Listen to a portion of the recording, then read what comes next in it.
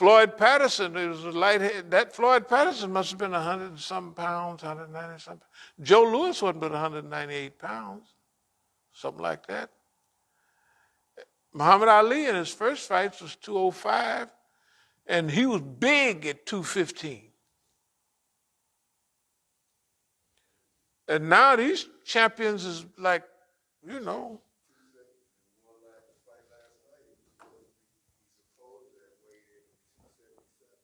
277. Those are giants. You couldn't.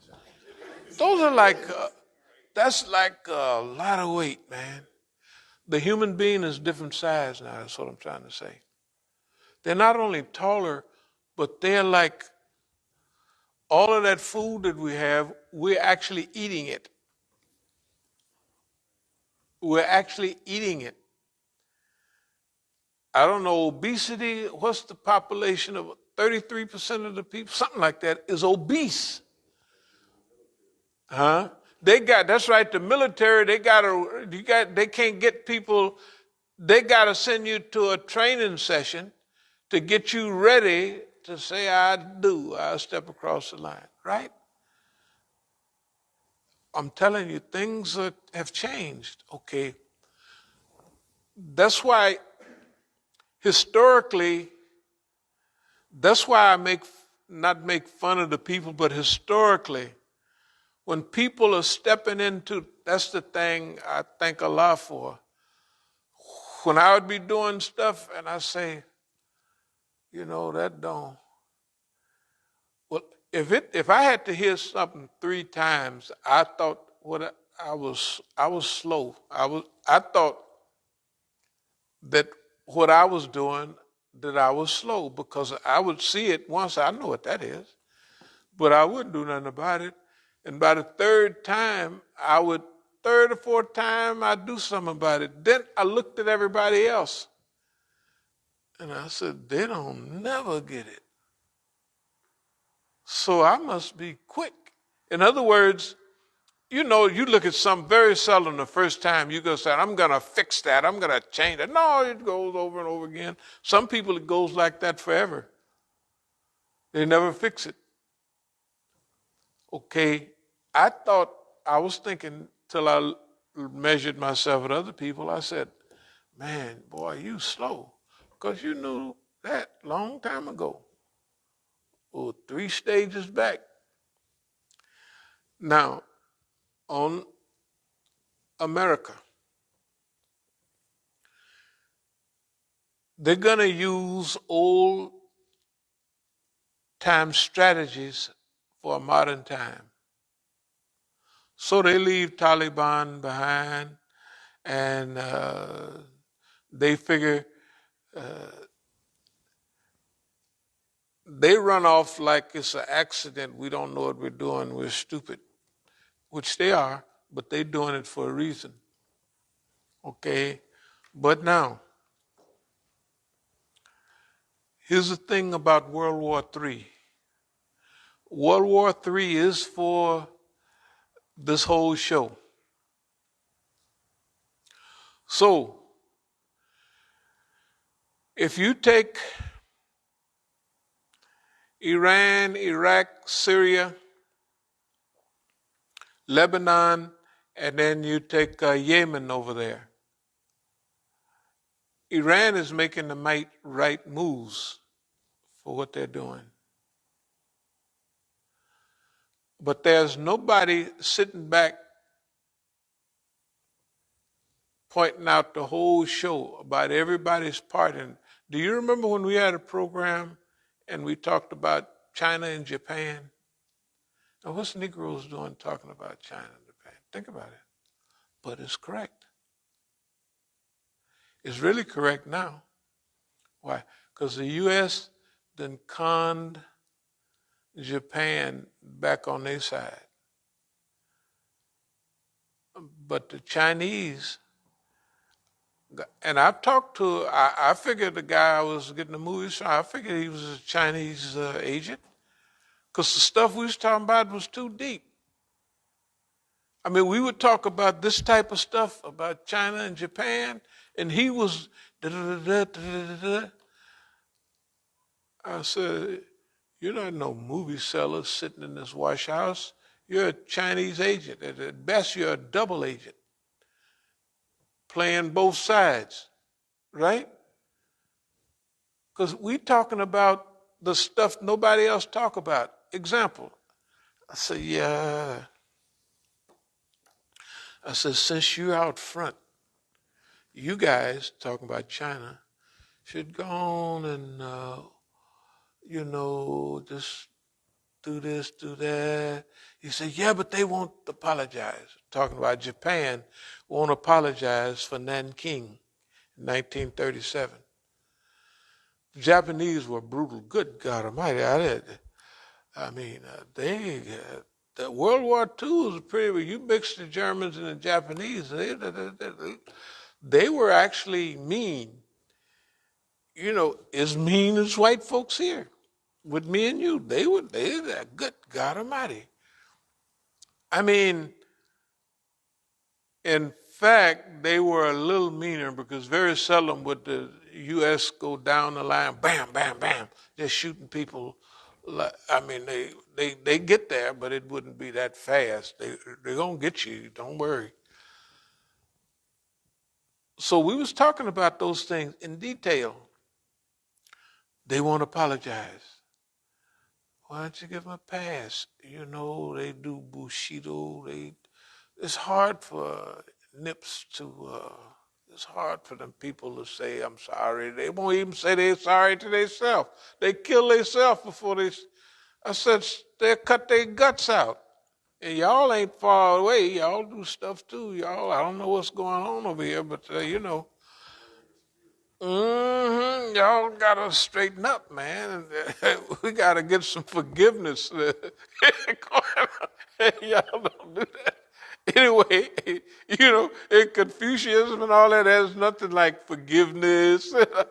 It's a psychological, it's good stuff, but it ain't no anyway, so World War III, a new alliance. New alliance, and we don't want to call it World War III, but we have to know it is going on. The United States is playing for keeps. The United States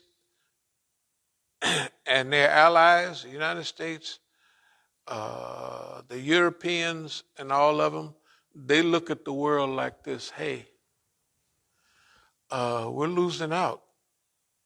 Last 200 years, we've been on a roll. Don't look too good for us. The Asians and everything, they can outproduce us for nothing? Okay. So, new alliances. That first alliance in the Middle East is fine. The support network. We always talked about Russia, which flipped over at the right time. Russia got good reason. Putin got good reason. Russia's been here a long time. They didn't have the Russians won World War II. 28 million people dead, and 2 or 3 Americans, and they claiming all the credit. So no. Okay. So you got the Russians and the Chinese is the backup support network for World War III. Okay, they're gonna have to coordinate a lot of what's going on because they have the backup and they have the now the Muslims. Remember, like when you're in a world war, you can't have everything like at World War One. They had the Muslims, the Uthmaniyya happened to choose the wrong side. They chose the Germans. In World War II, wrong side. Malaysia, Indonesia, and a lot of those places. The British was over there by them. So the British is worse than the Japanese. That's what they thought at first. So after World War II, the Islamic movements and all that in Indonesia, they was on the Japanese side more by color and by this, that, and other, and Japanese propaganda. You know, it's a war of color and we're on your side. That's what they was telling them. I mean, good God Almighty, the bridge on the River Kwai, the way they killed all, it was pretty bad. Okay, so in this war, there will be some that will be left neutral, that they're not, to them, the propaganda is not calling it a war. In Iran and in that area, the Rahbar is talking to the people saying, we're in a war. Right? It's clear.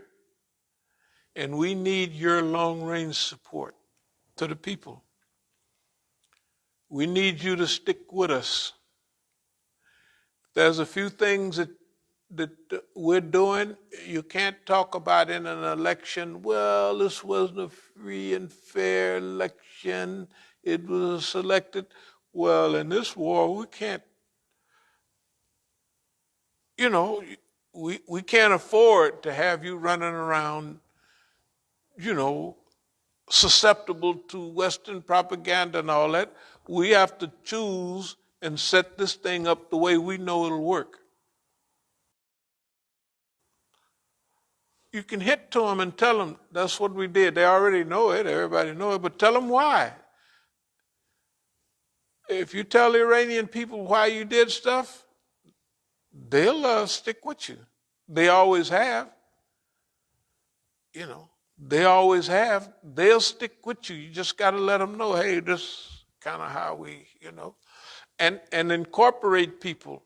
Let people like Ahmadinejad get in and tell him, say, look, man, after we get through these 8 years with this president, we'll give you another shot. But support, bring all those people. You're the most popular guy in Iran.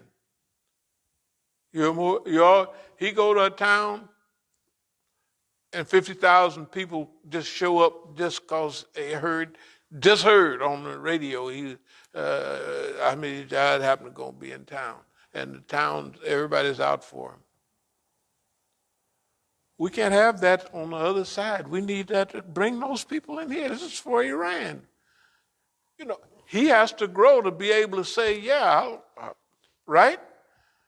For the sake of the country, when you're fighting the enemy, we don't have time for opposition. I have an opinion. So what, you got an opinion? Bring it, come on back some years, we'll deal with it. But right now, we're at war, buddy. They ought to just have that conversation. And he has to evolve to where, hey, I got people like me more than they do any of you guys. Well, take your lack and get with them, because if you keep yours there just like you, pretty soon they'll knock everybody else over, then they'll knock y'all over. That's the way boss man do. So treat it as a war. That mean the opposition groups, the this, that, and other, they can't get the munafiqeen. But I mean they have to talk that language to the people. They have to talk that language to the reef. Them, look, man, you guys been talking this liberal crap for years, man. It ain't working. Look what they do. Bring your people in. Let's get, see, the thing is going to survive anyway, probably. So let's go together. After we get all of this stuff, after we get Yemen fixed up, after we get Hezbollah fixed up, man, after we get Syria rebuilt and Iraq rebuilt, all Shias anyway, right? Then mostly, right? Then we can do it. See, that there's certain times they got in every country they got martial law and this. Look, we can't. Sorry, we ain't having that freedom. talk today. You just stick your freedom up your behind or something. We are not doing that today, right? We can't afford it, right?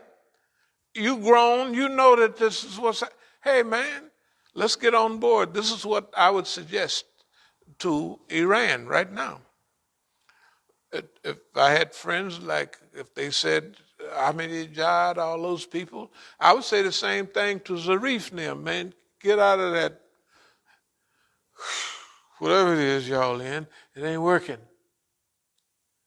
Boss man like you, boss man could have signed that treaty any time before the election they just had last time, and y'all could have come in and won. Why he didn't do it? He know you on his own team. Mr. Kerry, my behind. He's in it with all the rest of them. You think that one gonna negotiate something, the other one don't know, and at the one hand, no. Just look in the mirror